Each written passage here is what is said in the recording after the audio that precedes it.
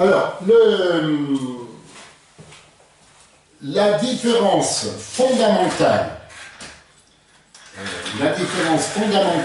entre notre approche et l'approche de l'école, c'est que on construit, alors je veux peut-être, à l'occasion, je vous montrerai, on peut peut-être le faire, allez, ça prendra quelques minutes, ça prendra 2 minutes, voilà, vous allez voir, on construit, vous voyez l'échelle?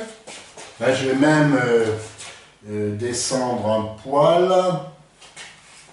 Ça, c'est l'échelle logico-arithmétique, hein, vous voyez le bas de l'échelle, c'est-à-dire que toutes les notions de l'école primaire se retrouvent dans 40 barreaux, hein, il y a 40 barreaux, et l'échelle donc qui se construit logiquement avec le modèle dont on a parlé l'autre jour, hein, c'est le modèle TGR, et bien cette échelle, elle s'appuie sur un socle. Hein. Vous retrouverez ça dans le livret 1. Prenez le temps de le parcourir, ce livret 1. Ce socle, c'est ce qu'on appelle les notions spontanées, qui sont indispensables pour construire. Les notions spontanées, c'est ce qui est inné. Hein. Alors, est-ce que quelqu'un peut m'indiquer quelle est la principale notion, je crois qu'on les a listées l'autre jour, quelle est la principale notion spontanée qu'on va utiliser aujourd'hui dans la construction de la numération? Est-ce que quelqu'un peut me dire quelle est cette notion spontanée ou cette notion innée? Hein, c'est fondamental pour le boulier, c'est la base du boulier. Hein. Oui? Le 1, 2, 3 là? Voilà, c'est ça, hein, bien sûr.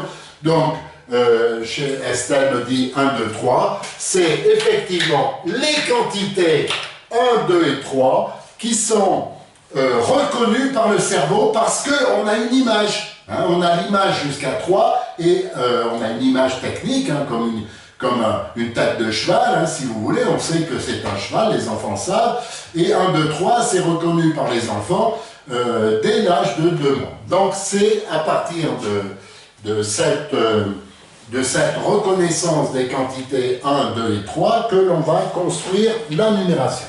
Alors, l'autre jour, on a commencé par construire la numération. Qu'est-ce qu'on a utilisé?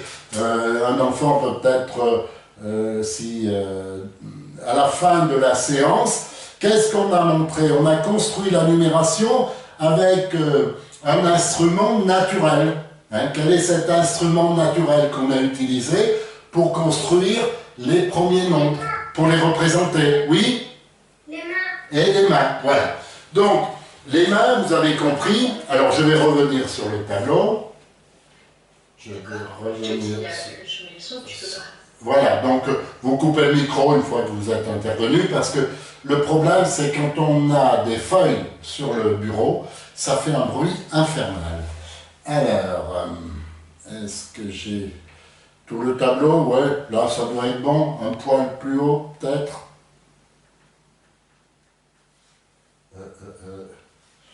Alors,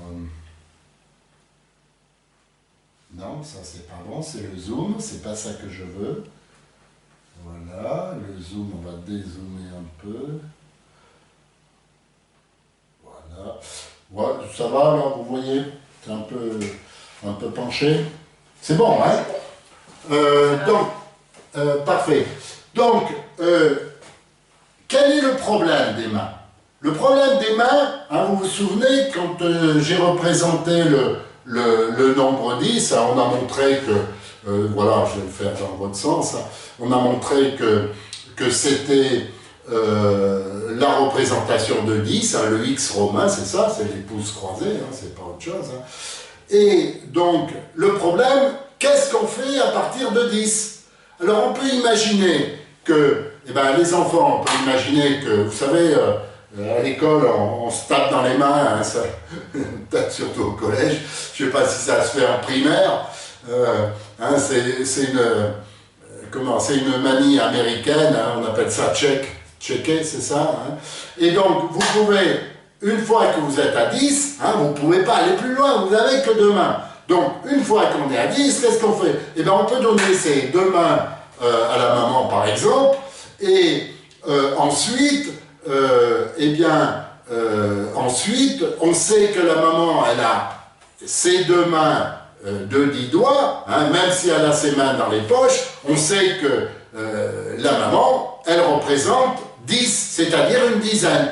Et après, ça libère les doigts de l'enfant pour continuer. Hein. La maman, d'un côté, elle a 10 doigts, c'est une dizaine, et puis derrière, eh ben, l'enfant, il peut continuer comme on l'a fait. Hein. C'est quel nombre que je représente? Quel est ce nombre? 8. Voilà, parfait. Eh bien, donc, les mains sont limitées.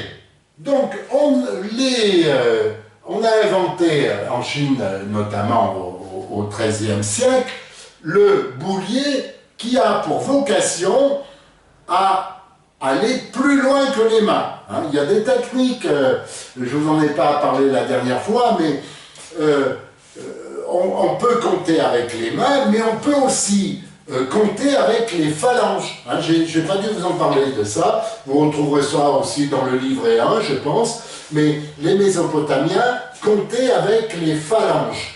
1, 2, 3, 4, 5, 6, 7, 8, 9, 10, 11, 12.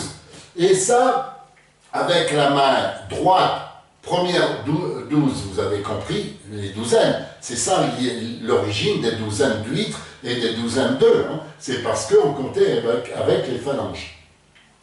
Et avec les doigts de l'autre côté, eh bien, vous avez des douzaines. Hein, c'est-à-dire, c'est la base du système sexagésimal. Vous regarderez dans le livret 1, vous allez retrouver cette notion. Ou sinon, la base sexagésimale, vous la retrouvez aussi dans le livre, voilà, dans le livre, page 41, c'est ça?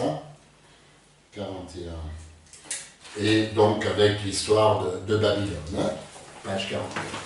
Voilà, donc d'autres façons de compter, mais nous on est dans le système décimal et pas le système sexagésimal. Alors pour les parents, qu'est-ce que c'est ce système sexagésimal? On l'utilise pourquoi? Donc, pourquoi, donc, quelles sont les grandeurs qui sont mesurées avec le système sexagésimal? Sexagésimal, ça veut dire 60, hein? Oui? Allez-y, j'ai pas compris. L'heure. L'heure, voilà. L'heure, effectivement, eh bien, on n'a pas osé changer le système sexagésimal depuis la Mésopotamie. Les Grecs ne l'ont pas changé, les Romains ne l'ont pas changé, au Moyen-Âge on ne l'a pas changé, la Révolution française a essayé de le changer, mais ça n'a pas marché. Hein, les horlogers, quand on leur a dit il faut passer au système décimal et non pas abandonner le système sexagésimal, les horlogers ont dit hors de question, il faudrait changer tous les mécanismes des horloges, donc c'est impossible. Le système décimal pour la mesure du temps a duré 2 ans et ensuite on est revenu au système sexagésimal. Alors pendant le Moyen-Âge, à l'époque des Romains, à l'époque des Grecs, on n'a pas changé de système parce que, pourquoi, d'après vous, on n'a pas changé de système? Eh bien parce qu'on avait un instrument qui mesurait l'heure. Quel était cet instrument? Les parents, quel est l'instrument qui mesurait l'heure depuis la Mésopotamie? Le cadran solaire. Le cadran solaire, exactement. Le cadran solaire, il découpe la journée en deux, de 12 heures, mais essentiellement 7 heures, hein, et tous les cadrans solaires sont dans le système base 12, hein, si vous voulez, 12 heures de jour, 12 heures de nuit, donc 24 heures. Hein. Donc toute la base de la mesure du temps vient du système solaire. La mesure du temps et la mesure des angles, 360 degrés. Hein, pourquoi 360 degrés? Eh bien, ça je vous l'expliquerai à l'occasion. Hein, il y a les bergers, en regardant le ciel, utilisaient leurs mains et à partir de là, on est passé, comme ils connaissaient le système sexagésimal, leurs mains pour mesurer dans le ciel, et plus le système sexagésimal, ça a donné la mesure l'angle du cercle, c'est 360 degrés. Voilà. Donc, pour ne pas perdre de temps, on va attaquer. Donc, derrière le boulier, alors vous avez vu qu'on a changé de boulier, là, certains m'ont posé la question. Là, on est dans les bonnes couleurs. D'accord? Donc, on va reprendre les unités ici. 1, 2, 3. Ça, c'est 3 doigts. Hein. 3 doigts, mais on dit aussi 3 unaires. Hein. 4 doigts ou 4 unaires. Mais attention, quand vous voulez activer 4 doigts ou 4 unaires, il faut le faire d'un coup. Hein. On ne compte pas au boulier. 2, 3, 4, 5, jamais. Hein. Quand on veut activer 3 unaires, eh bien on active 3 unaires. L'œil perçoit immédiatement 3. Hein. Quand on veut activer 4 unaires, ou 4 doigts, hein, n'hésitez pas à parler de doigts et de mains, hein. Quand on veut activer 4 doigts, eh bien on ne compte pas 1, 2, 3, 4. On laisse un doigt replié, hein, comme là. Donc voilà, on fait 4 d'un coup, hein, sans compter 1, 2, 3, 4. L'œil perçoit le doigt qui n'est pas activé. Pareil pour donc, eh bien 5, on le fait d'un coup, hein, puisqu'on ne laisse aucun doigt, 5 c'est ça. Et ensuite, eh bien, on échange, utilisez bien le terme d'échange, hein, on échange 5 doigts contre une main. Hein, c'est cette opération, d'accord? 5 doigts, une main. Et ça, c'est une main, ça, c'est les 5 doigts. On dit quinaire, on dit unaire. Hein. Mais n'hésitez pas, vous pouvez tout à fait dire quinaire. Si on veut activer 8, eh bien, comment on fait? Ou 7, par exemple, eh bien, on active une quinaire, c'est-à-dire une main, hein, je le fais dans l'autre sens, hein, et 2 unaires. Voilà, ça, c'est 7. D'accord? Ça, c'est une main, ça, c'est 2 doigts. C'est 7. Et là, quand on construit le nombre 7, il est absolument primordial de demander, lors de l'étude de la numération, de demander à l'enfant, et pour vous c'est compliqué, parce que vous, les parents, quand on vous dit 7, vous pensez à ça. Et non, l'enfant doit penser, et vous aussi par la même occasion, hein, il faut un certain temps, ça fait partie des désapprentissages. Quand on pense 7, il faut penser une main et 2 doigts, une quinaire et 2 doigts. On construit exactement comme le chiffre romain. On construit une main et 2 doigts.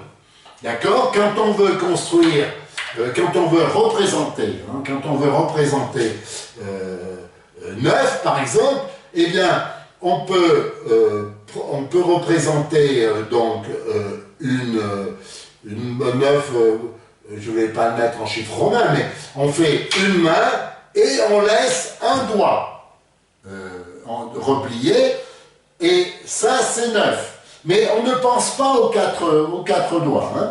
C'est en fait la logique du chiffre romain, c'est la distance ou l'écart entre 1 et 10, c'est-à-dire entre 1 et 5. 4, c'est l'écart. Alors, au lieu d'écrire 4, comme le faisaient les Étrusques comme ça, eh bien, 4, on l'écrit en chiffre romain, on l'écrit comme ça. L'écart pour aller de 1 à 5. L'écart entre 1 et 5, on sait que c'est 4, mais on ne compte pas. On ne dit pas 1, 2, 3, 4. Et entre les Étrusques et les Romains, eh bien, c'est justement ce problème de ne pas pouvoir compter, de ne pas devoir compter les barres, qui a provoqué le passage à l'écriture du chiffre romain, qui est la bonne écriture, c'est-à-dire un doigt replié. Le complément à 5, c'est 4, mais on ne compte pas. Hein. Et comme il y a une main, eh bien c'est 9. Hein. Donc le chiffre romain, ça va être 9. Voilà, donc la représentation des unités, c'est comme les mains. Et derrière, eh bien, quand on 5, je fais l'échange à 5, 5 doigts contre une main. Et puis ensuite, quand j'ai 9, 10 par exemple, hein, je fais l'échange contre une autre main. Et là, c'est l'histoire du tchèque, je donne mes deux mains à ma maman, par exemple, et cet échange, voilà, c'est ce qu'on fait au boulier. On échange 2 mains ou 2 quinaires contre une unaire de dizaines. Hein. Le parent, on sait qu'il a 10 doigts, donc ça, c'est les 10 doigts du parent. 1 dizaine, 2 dizaines, 3 dizaines, etc. Donc, le boulier nous permet d'aller plus loin que la représentation avec les dos. Et donc, à partir de... on peut...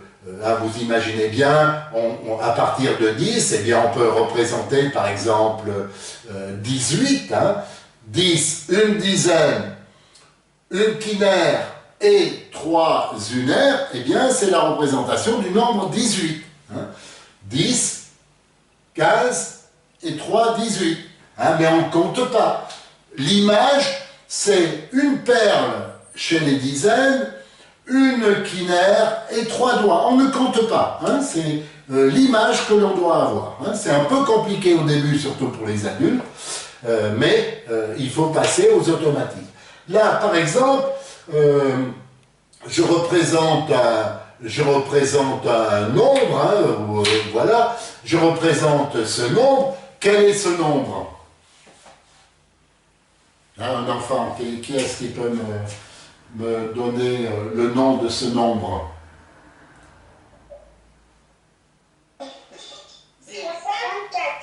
34. Alors, voilà, 34. Hein. Alors, il ne faut pas... il me semble avoir entendu 35 aussi. 34. Comment l'œil perçoit ce nombre? L'œil perçoit les 3 dizaines, donc c'est 30. Hein. Mais l'œil perçoit la perle qui n'est pas activée ici. Hein, on dit bien perle, hein. Ne dites pas boule ou je ne sais pas quoi, mais le terme juste c'est perle. 30, eh bien l'œil perçoit le doigt ou la perle qui n'est pas activée, hein, qui est le doigt replié, et on sait que c'est 4. Hein, il ne faut pas compter. Hein. L'image c'est ça, 3 unaires de dizaines.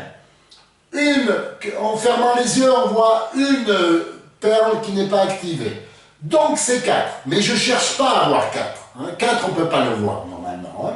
Donc, une perle qui n'est pas activée, donc c'est 4. Il n'y a pas de quinaire activé dans ce cas. Donc, l'image, c'est 3 unaires de dizaines et une perle qui n'est pas activée, donc c'est 4. Donc, c'est 34. Alors, demandez bien aux enfants, à chaque fois, de fermer les yeux et de se représenter l'image au boulier. Hein. L'image au boulier, eh bien, ce sont des images techniques hein, auxquelles il faut se référer. Pourquoi? Eh bien, vous avez bien compris, on en a parlé l'autre jour, c'est que quand on voit 34, en fait, on voit le complément à 5, hein, 34 pour aller à 35, il faut une perle, et quand on est à 35, si, vous voyez, hein, là je suis à 35, et là je suis à 40, donc au boulier on voit bien le passage, hein, si on doit ajouter, hein, quand on ajoutera, on voit bien le passage en calcul mental, je vais même le faire, hein, pour montrer le lien avec le calcul mental, hein, 34, j'étais à 34, eh bien le passage il se fait ainsi. Le schéma mental ou comment on appelle la synapse qui va être tirée, hein, si on doit ajouter un calcul mental, quand on part de 34, plus 1, on arrive à 35, vous êtes d'accord, hein, plus 5, on arrive à 40. Et c'est ça qui est très important pour le calcul mental. Hein. On décompose, on appelle ça le passage à 5 et ça le passage à 10. Hein. Le passage à 10, c'est, quand on verra l'addition, c'est le fait eh bien, d'additionner mentalement entre 34, on voit bien que si on représente le nombre 34, on voit bien que 34, pour aller à 10, on va aller à 35 d'abord, et puis ensuite on ajoutera encore 5 pour aller à 40. Pourquoi il faut bien décomposer? Parce que l'œil perçoit les quantités et il sait que pour aller à 35, hein, c'est la perle qui est ici, et pour aller à 40, hein, on fera appel à la perle qui est ici. Donc cette numération décomposée comme ça est très importante. Est-ce que tout le monde voit bien l'importance des images techniques du boulier? Est-ce que ça vous parle, vous les mamans? Oui. Hein, les compléments à 5 et les compléments à 10. Et ça, c'est vraiment c'est vraiment l'objectif pour le calcul mental. Et tous les bouliers, tous les autres bouliers, je crois qu'il y en a qui connaissaient le boulier japonais, ça, on ne peut pas voir les compléments. C'est un gros problème. Hein, parce que le boulier japonais ne peut pas être utilisé sans une approche abstraite, ne peut pas être utilisé au début de la numération. Et le boulier européen, c'est plus difficile aussi que le boulier type chinois. Donc le suampan, le boulier chinois, est un instrument abouti dès le départ. Voilà. Alors, est-ce qu'il y a besoin d'aller plus loin pour cette numération? Oui, on va faire quelques... bon, en CP, on va jusqu'à 100. Alors, l'intérêt pour les enfants du boulier, c'est que très rapidement, la suite, le système positionnel est parfaitement compris, hein, puisque vous avez toutes les colonnes qui apparaissent, les images. Alors, bien sûr,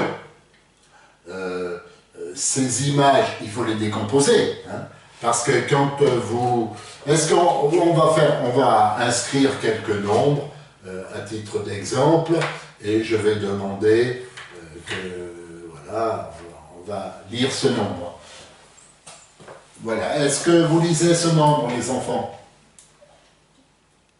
33. Alors, là, il y a une petite erreur. Alors, je vais effacer le nombre à côté, l'écriture à côté. Alors, on dit écrire un nombre, hein, je l'écrirai tout à l'heure, écrire un nombre et inscrire un nombre au boulier. Hein, pour qu'il y ait une petite différence. Là, ce n'est pas un problème d'écriture, hein, c'est un problème, on inscrit, on représente le nombre au boulier. Hein. Inscrire, écrire. Hein, écrire et inscrire. Quel est ce nombre-là? Peut-être que hein, on n'a pas fait de 87. Voilà, 87. Exactement. Moi, je dis, alors, j'ai tendance à dire, on va le faire comme ça. On va le refaire comme ça. Donc, c'était bien 87, hein, mais j'ai tendance à dire, après 10. Est-ce que tout le monde voit quel est ce nombre? Quel est ce nombre? 10. 10. D'accord? Est-il possible d'avoir un plein écran sur l'ordinateur? Parce que nous, on nous a un petit... Normalement, c'est chez vous, un plein écran. Je n'arrive pas à l'avoir. Alors, comment ça se fait? Est-ce que toi, qui c'est qui n'a pas de plein écran? Rose, elle n'a pas non plus le plein écran. Sandra, vous n'avez pas le plein écran? Non. Qui a le plein écran? Moi, j'ai le plein écran. En fait, vous avez en haut à droite plusieurs fenêtres qui peuvent vous permettre de choisir la façon dont vous voulez que ça soit présenté. Voilà, alors, donc ces fenêtres, effectivement, Estelle.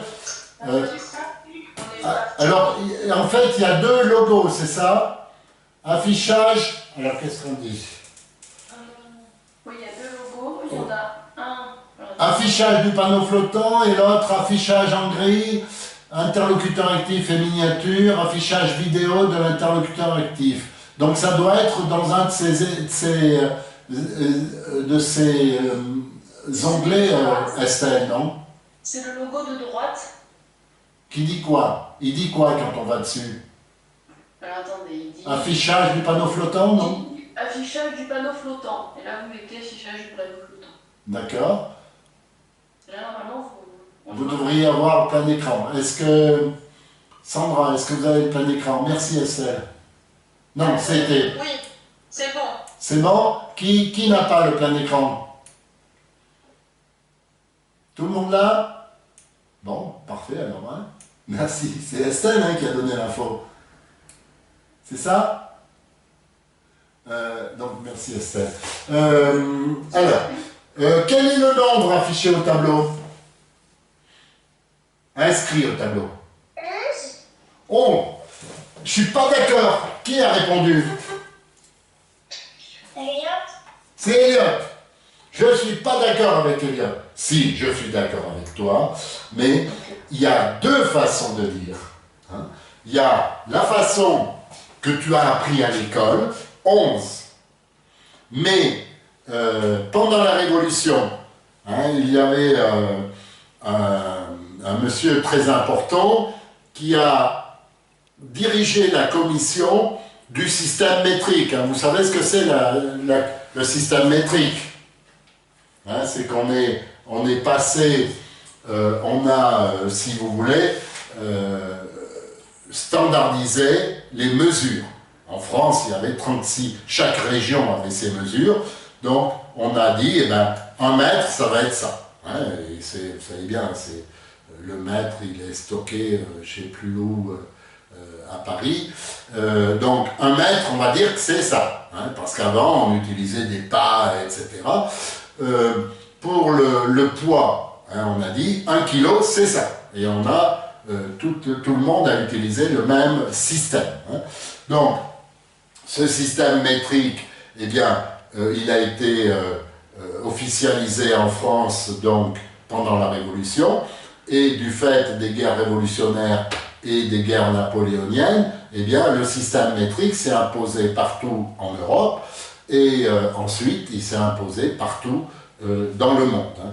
Tous les États reconnaissent le système métrique, même aux États-Unis, les agences fédérales travaillent en système métrique et quelquefois certains États locaux travaillent avec leur ancien système impérial, ce qui a provoqué des catastrophes, notamment un robot qui a été envoyé sur Mars qui s'est écrasé parce que deux logiciels étaient incompatibles, l'un était fait en système métrique et l'autre était fait avec le système impérial, et ça n'a pas fonctionné. Donc, Elliot, eh bien moi je dis, parce que Condorcet est mort avant d'avoir pu organiser le système de numération, moi je dis 10-1, 10-2, 10-3, mais à l'école, on dit quoi pour 10-3? On dit 13. Voilà. Donc, même si je vous dis de temps en temps 10-5, par exemple, 10-5, vous allez comprendre. Hein, vous savez que c'est 15. Hein. Je veux pas changer le système. On a essayé de le faire, mais l'Académie française bloque. Et donc, voilà, on n'est pas arrivé à... Et pourtant, l'Académie des sciences, l'Éducation nationale, tout le monde était d'accord. C'est l'Académie française qui a bloqué. Donc, notre action qu'on a menée à l'époque de... bon, moi j'aimais bien Michel Serres, hein, c'est le philosophe bien connu hein, qui est décédé, mais c'est lui qui a bloqué ce changement que tout le monde souhaite. Eh bien, donc, en français, il y a beaucoup d'irrégularités. Hein, par exemple, en chinois, hein, je vais vous inviter, il y a une conférence mercredi après-midi, donc vous recevrez les invitations en début de semaine, pour les instituts Confucius. En chinois, ils disent, je crois, 1, 10, 2, 10, 3, 10, etc. Mais il n'y a aucune irrégularité.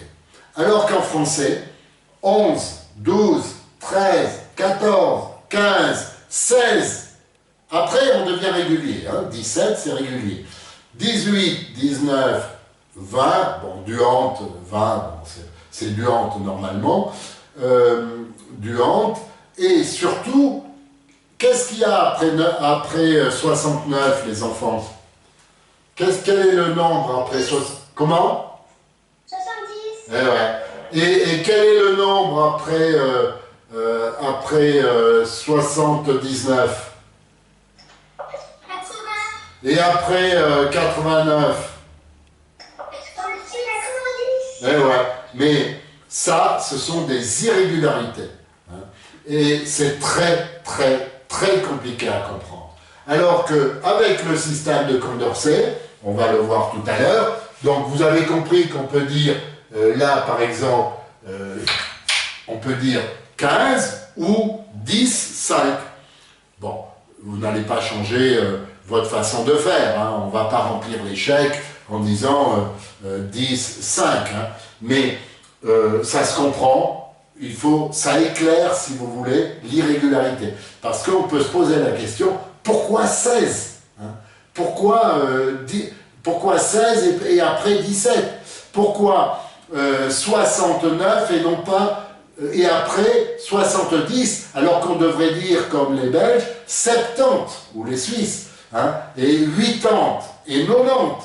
Donc, il faut savoir transposer la numération de Condorcet, enfin l'inverse, transposer la numération officielle en numération de Condorcet qui permet d'expliquer. Hein. Donc on va le voir sur quelques affichages.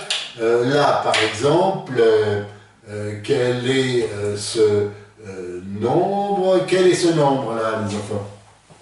Ah, vous pouvez utiliser, si vous avez compris, la numération de Condorcet. Mais là, 89. Voilà, 89, très bien. Eh bien, moi, j'ai tendance à dire 89. Hein? 80, c'est très compliqué, c'est 4 fois 20. Hein? C'est un calcul, hein? C'est pas le nom. Le nombre normal, c'est 80. Hein? 89. Mais hein, on va pas, vous n'allez pas faire remarquer, vous pouvez le dire, hein, mais à la maîtresse, vous n'allez pas lui dire, c'est pas comme ça qu'il faut dire, hein, il faut dire 89. Bon, ça peut la faire rire, mais peut-être qu'elle le prendrait mal, donc voilà, sachez qu'on peut dire les deux. Là, par exemple, qu'est-ce que j'ai inscrit au tableau, au boulier? Alors là, il faut, quand il y a beaucoup de termes, au-delà de 3, il ne faut pas regarder ça, hein, il faut regarder ça. Hein, vous regardez la paire. Combien? 82. Non, 82, c'est ça. 92. Ah, voilà. Et vous voyez que nos histoires de 80, 90, etc., ça pose problème. Moi, je dirais 92. Hein, et Condorcet aussi dirait 92. Enfin, c'est lui qui disait à l'origine. Donc, ouais, n'hésitez pas à parler un peu belge ou suisse, hein, pour... bon, ils ne disent pas 10-2, 10-3, 10-4, mais voilà, il faut que les enfants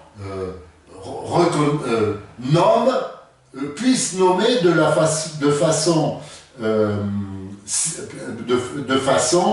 puissent nommer avec la numération de Condorcet, parce que ça éclaire, hein, ça éclaire les difficultés. Et la langue française, donc, elle a comme ça, si vous comptez 10 pour 70, pour les 10 nombres, 71, 72, etc., 80, 90, vous avez déjà 30 irrégularités, plus celle qu'on vient de voir, 36, vous avez 36 irrégularités. Hein. À part les anglo-saxons qui ont 2 irrégularités, hein, 11, 12, et puis en allemand on dit 11, et je ne sais plus comment pour 12. Et donc, à part les langues anglo-saxonnes qui ont 2 irrégularités, toutes les autres, les Espagnols aussi doivent avoir 3 ou 4 irrégularités, les Italiens n'en ont pas, et les langues slaves, il n'y a pas d'irrégularité, les langues asiatiques, il n'y a pas d'irrégularité, et nous, on embête les enfants avec 36 irrégularités. C'est pas sympa pour les enseignants qui ont beaucoup de mal. Hein. Voilà. Alors, souvent, les enfants, en CP, on va jusqu'à 100, normalement, hein, on ne va pas trop au-delà, je crois. Donc, quel est le nombre que j'inscris là? Quel est ce nombre-là? 127. 127. Non, la colonne descend. Il y a combien de... 327. Combien? 327. Eh oui, 327. Alors, n'oubliez pas, au niveau de l'image, en fait, vous devez avoir 3 images. Les couleurs importent peu. Hein. Dans les images, normalement, elles ne figurent pas. Donc, vous avez une image des centaines, 3. Vous avez une image des dizaines, 2 perles. Et vous avez une image des unités, 7. Hein. Donc, il faut décomposer. Bien sûr, on ne... Alors, ce nombre, vous le voyez... Ce nombre, vous le voyez écrit 327. Les adultes, malheureusement, quand vous dites 327, vous le voyez écrit comme ça. Hein. Essayez de le voir inscrit au boulier, et surtout les enfants, il faut le voir. Un 327. Parce que pour le calcul mental, eh bien, pour le calcul mental, vous allez avoir des images techniques qui vont vous permettre de faire du calcul mental. Hein, donc, insistez bien sur le fait d'avoir ces images en tête. Hein, 327. Voilà, alors je voudrais... Bon, c'est compris là, la numération au boulier. C'est facile. Oui. Ouais, c'est facile. Hein. Donc, là, quelque chose d'un peu plus compliqué. Ça fait partie des implicites dont on ne parle jamais, mais il faut que les choses soient claires. Là, on est dans la représentation des nombres. 327, l'écriture au tableau, c'est une représentation écrite, et le boulier nous donne une autre représentation. Là, ce nombre donc est écrit, ce nom est écrit avec, qu'est-ce qu'on utilise pour l'écriture ici? Là, on représente le nom. Oui, qu'est-ce que tu m'as dit là, vas-y? Un 3, un 2 et un 7. Alors, le 3, c'est quoi cette bête-là? Tu dis un 3, 1, effectivement, mais c'est quoi que tu veux dire quand tu dis 1? Quelle est cette bête-là qui ressemble à un gros ventre? Qui a un gros ventre. Quelle est cette bête-là? Comment vous appelez ça? Hein, tu dis 1, mais un quoi? 3. Oui, mais un 3, d'accord? Mais c'est quoi? Comment? Ça représente 3 doigts. C'est vrai. Donc ça, c'est la bonne image, tu as raison. Mais là, le nombre 327, il est écrit avec 3 quoi? 3 chiffres. Hein? Et justement, on va voir cette écriture chiffrée, hein, c'est une écriture chiffrée, et là c'est une représentation avec des perles. Hein, c'est le même nombre, 327 ou 327, mais là on a une représentation comme vous l'avez à l'école, là on a une bonne représentation avec des images. Vous allez regarder page, vous vous référerez, je vais en parler rapidement. La règle, valeur approchée et droite graduée. Donc page, vous couperez vos micros, page 23. D'accord? Page 23, la règle graduée. Alors, qu'est-ce qui est plus simple? Est-ce que tout le monde sait se servir d'une règle? Je ne sais pas si j'en ai une là. Ouais, coupez le micro là du côté de chez Estelle ou de... Voilà, de chez Estelle. Donc, la règle à mesurer. En CP, vous savez tous, on vous a tous appris à vous servir d'une règle. Eh bien, c'est pas si simple que ça, une règle.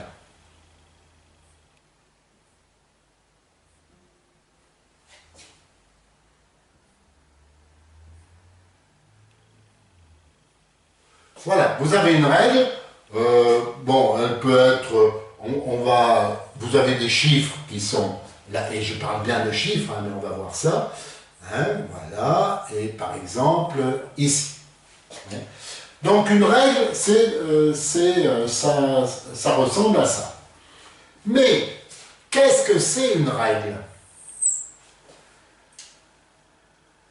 Il y a donc là, il y a un 1 pour reprendre les termes de, je ne sais plus qui c'est qui l'avait indiqué, 3, 1 3, 1 4. Qui est-ce qui disait 1 3?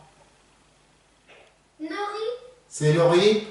Alors 1 3, 1 6, 1 7, 1 8, 1 9.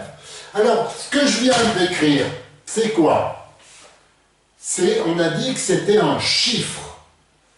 Un chiffre, c'est un symbole. C'est-à-dire que, qu'est-ce que je peux prendre comme symbole, hein? Bon, pour les adultes, hein, vous connaissez ce signe phi, hein, c'est le symbole d'ailleurs de Mélenchon, hein, qui est prof de philo. Ce signe phi, c'est le symbole de la philosophie.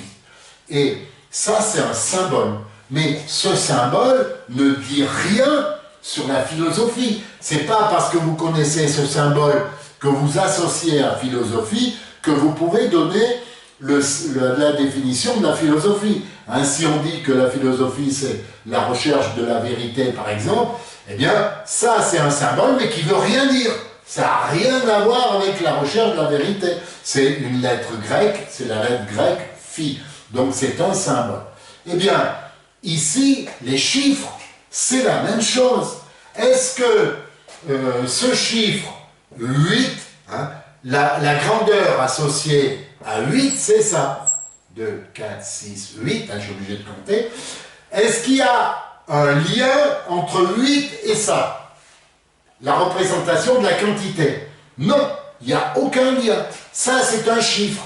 Par contre, 8, là, hein, je vais peut-être... 8, c'est ça. Hein, vous avez une représentation qui est concrète. Hein, c'est une main et 3 doigts. Hein, ça, c'est concret. Ça, c'est un symbole qui est abstrait, qui ne veut rien dire. Et pour représenter cette quantité, eh ben, c'est bien compliqué parce qu'on n'a pas d'image technique. Donc, les chiffres dont on se sert à l'école, eh bien, avec lesquels on apprend la numération, sont des symboles abstraits, comme les lettres de l'alphabet. Ce sont des symboles abstraits, avec lesquels on construit des mots. Là, on construit la numération avec des symboles abstraits. Et c'est ça la grande force du boulier, c'est que le boulier, lui, il construit avec des images innées, avec des quantités qui sont connues par le cerveau. Et donc, c'est ça la grosse différence entre la construction abstraite qui est faite à l'école et nous, la construction concrète qui est faite à partir des quantités donc qu'on se représente dans le cerveau, les quantités jusqu'à 3. Donc là, vous avez des chiffres. Hein? Michel, j'ai une question, s'il vous plaît. Oui. Justement, dans l'apprentissage de l'enfant dans les débuts, Oui. comment va se passer cette relation qu'on fait avec le boulier à l'école, puisqu'ils n'auront pas la possibilité forcément de l'apporter à l'école. Mais c'est pas grave, parce qu'on remet pas en cause. On ne remet pas en cause l'approche de l'école. Nous, on va apporter une approche supplémentaire qui va expliciter. Là, par exemple, tous les enfants ont franchi le cap des 79, 80. Ils ont compris. Enfin, ils n'ont pas compris. ils l'ont appris. Hein, donc on va pas aller voir les enseignants, hein, puisqu'on n'a pas réussi à imposer la numération de Condorcet, mais on approche, on donne un éclairage, hein, on explicite.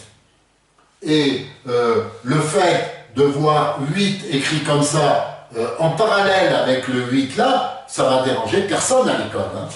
Hein. Simplement, l'enfant, si on lui demande de se représenter 8 comme ça, ben on va le demander à la maison, puisque, ou la monitrice, si elle s'occupe d'enfants derrière, elle reviendra souvent sur... Mais à l'école, on ne va pas revenir là-dessus, hein, il n'y a pas beaucoup d'écoles encore qui fonctionnent avec le boulier, il y en a de plus en plus, mais toutes les écoles ne fonctionnent pas avec le boulier.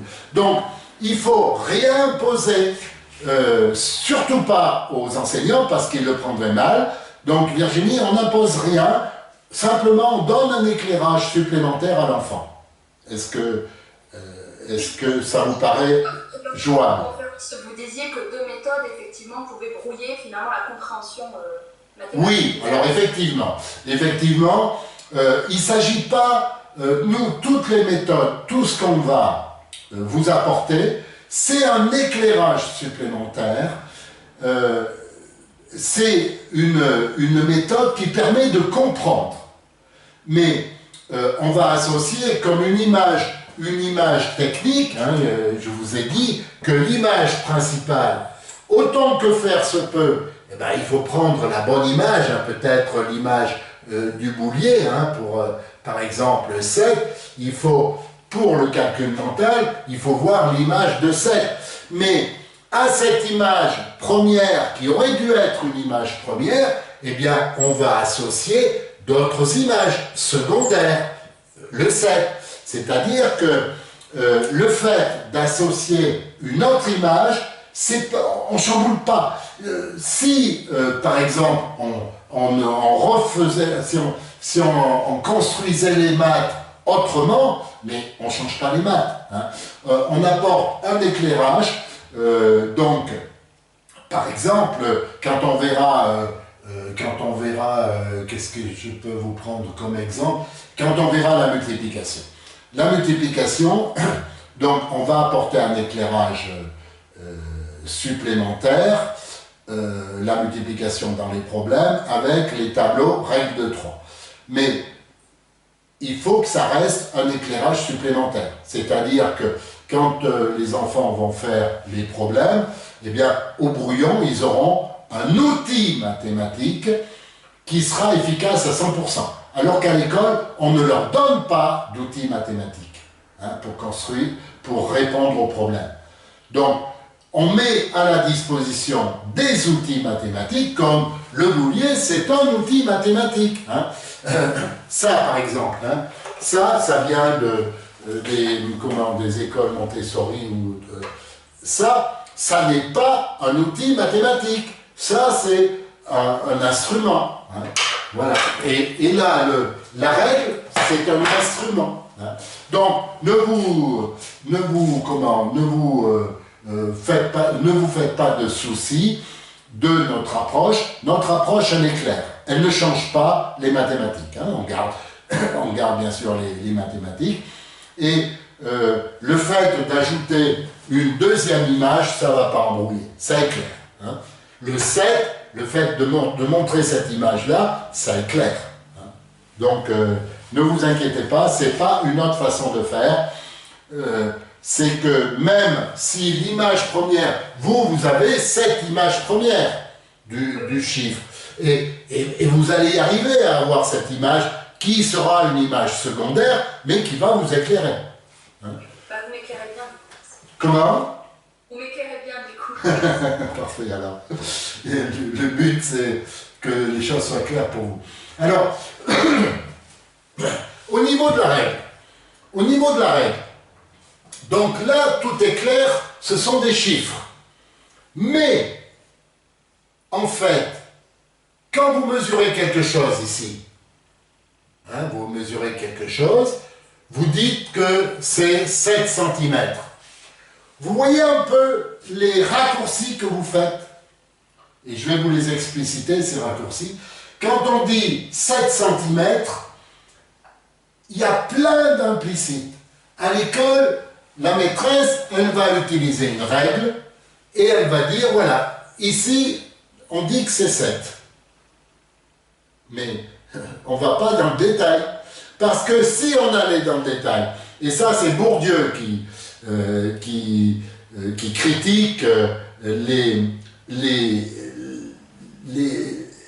innombrables implicites qu'il y a à l'école. Donc, par exemple, un implicite, il y a un implicite, je ne vous l'ai pas dit à vous, rapidement, je vous abandonnerai rapidement hein, parce qu'il y a un autre groupe derrière. Oui, donc il faut que j'aille très vite là. Un implicite. Et non. J'ai le souvenir d'une maîtresse qui disait « Oh ben cette année, alors oh là là, qu'est-ce qu'ils sont nuls ils ne savent même pas où est le haut de la feuille et le bas de la feuille. » C'est où le haut et le bas de la feuille? Vous voyez un haut là, vous hein? La feuille est horizontale, il y a un haut? Non. Hein? Un enfant, il sait que la lumière, elle vient du haut, et elle sait qu'il y a du carrelage en bas. Hein? Mais là, il n'y a pas de haut ni de bas de la feuille. Hein? Suivant que vous le tournez, il n'y a pas de haut. Pourquoi on dit haut et bas? Quelqu'un sait rapidement? Eh bien, tout simplement parce que moi j'ai appris, pas sur des tables, mais sur des pupitres. Les moines copistes travaillaient sur des pupitres. Comment étaient les pupitres? Comment étaient les... Comment? Et ouais, ils sont inclinés. Et donc, naturellement, avec un pupitre, il y a un haut de la feuille et il y a un bas de la feuille. Mais aujourd'hui, c'est fini. Les tables sont horizontales. Donc, c'est un implicite incroyable de parler de haut et de bas de la feuille sans l'expliquer. Hein? Donc, voilà ce que c'est un implicite. Alors ici, il y a d'autres implicites.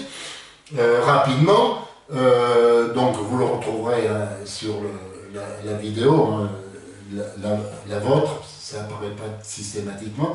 Donc, quand on dit qu'il y a 7 cm, en fait, on parle de quoi? On parle pas du chiffre 7, c'est pas le chiffre 7, c'est le nombre qui est associé au chiffre 7. Donc, en fait, on parle d'une autre notion qui est le nombre.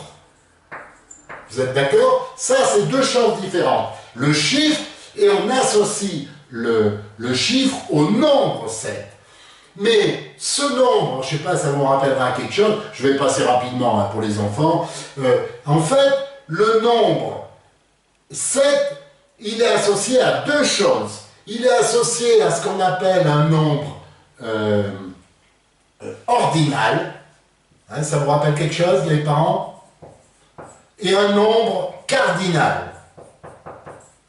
Le nombre ordinal, c'est que le 7, en fait, c'est la 7e graduation. Hein, c'est un numéro de rue.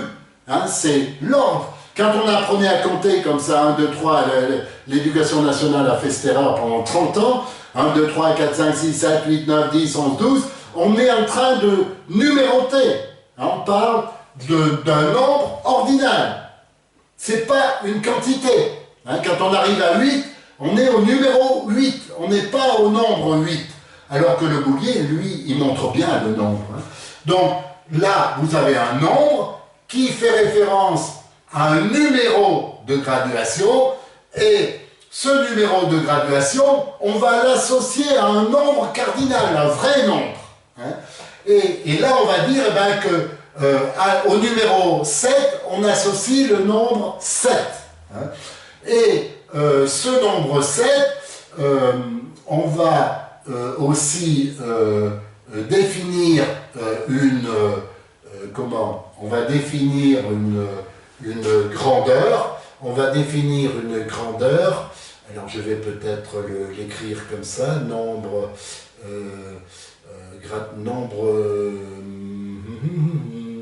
comment je vais le définir? Grandeur, mesure. Allez, on va parler de mesure. La mesure, c'est un nombre avec une unité. C'est-à-dire qu'on définit ici qu'entre les deux graduations, eh bien, il y a une unité en centimètres. Hein, ça vaut 1 centimètre. Et donc, la mesure, le nombre ordinal donne le nombre cardinal, qui lui va être associé à une mesure qui va nous donner une longueur. On va mettre comme ça. Mesure, longueur. Alors vous allez me dire, bon, CP c'est un peu compliqué, hein, mais voilà, on peut malgré tout, on aurait pu définir, avec l'apprentissage de la règle, définir le chiffre, le nombre ordinal, le nombre cardinal, le numéro ou le nombre, hein, le nombre en tant que mesure d'une grandeur, la mesure et la longueur. Donc en fait, vous voyez que derrière une règle, c'est pas tout à fait simple. Hein. D'accord? Je suis obligé de vous abandonner rapidement. Donc, je vous souhaite un bon week-end. N'hésitez pas à interroger par mail, hein, et je vous répondrai. Donc, il est 10 h, donc à bientôt, à samedi. Et n'hésitez pas à interroger par mail. Et je vous enverrai... Merci les enfants. Bon week-end les enfants. Au revoir.